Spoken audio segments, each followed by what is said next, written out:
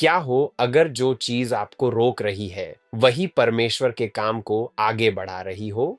यह है कहानी का सार। पौलुस विश्वासियों से कहता है कि उसके साथ जो कुछ हुआ है उसने सुसमाचार को आगे बढ़ाने में मदद की है। उसकी कैद के कारण महल के सिपाहियों और बहुत से लोगों को पता चल गया है कि वह मसीह के कारण जंजीरों में है। उसकी स्थिति ने दूसरे विश्वासियों को भी हिम्मत दी है। अब बहुत से लोग बिना डर के और भी साहस के साथ परमेश्वर का वचन सुना रहे हैं। पौलुस यह भी मानता है कि हर कोई सही मन से प्रचार नहीं कर रहा। कुछ लोग प्रेम और सच्चाई से मसीह का प्रचार करते हैं, यह जानते हुए कि पौलुस सुसमाचार की रक्षा के लिए यहाँ है, लेकिन कुछ लोग जलन और प्रतिस्पर्धा से अपने स्वार्थ के लिए प्रचार करते हैं, यह सोचकर कि वे पौलुस की तकलीफ बढ़ाएंगे। फिर भी पौलुस एक अलग तरह से प्रतिक्रिया करता है। वह कहता है, चाहे उनके इरादे सच्चे हों या गलत, सबसे महत्वपूर्ण बात यह है कि मसीह का प्रचार हो रहा है और इसी में वह आनंदित होता है।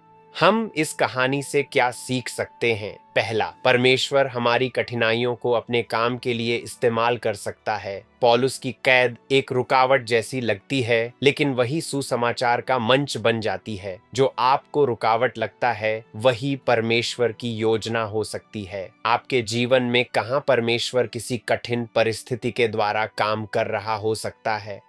दूसरा, आपका विश्वास दूसरों को मजबूत कर सकता है। पौलुस की हिम्मत ने दूसरों को निडर होकर बोलने का साहस दिया। आपका व्यवहार दूसरों में साहस जगा सकता है। कौन आपके जीवन को देखकर प्रभावित हो रहा है? तीसरा, संदेश संदेशवाहक से बड़ा है। कुछ लोग गलत इरादों से भी प्रचार कर रहे थे, फिर भी पौलुस मसीह के प्रचार पर ध्यान देता है। लोगों के इरादों में उलझकर अपने उद्देश्य को मत खोइए। क्या आप लोगों के इरादों पर ज्यादा ध्यान देते हैं या परमेश्वर की बड़ी योजना पर? हे प्रभु, मुझे हर परिस्थिति में आप पर भरोसा करना सिखाइए। मुझे विश्वास दीजिए कि आप हर हालात में काम कर रहे हैं। मेरे जीवन को ऐसा बनाइए कि वह दूसरों को हिम्मत दे। मेरे मन को अपने उद्देश्य पर टिकाए रखिए ताकि मैं लोगों के इरादों में न उलझूं। मेरे जीवन का उपयोग अपने सुसमाचार को आगे बढ़ाने के लिए कीजिए। आमीन।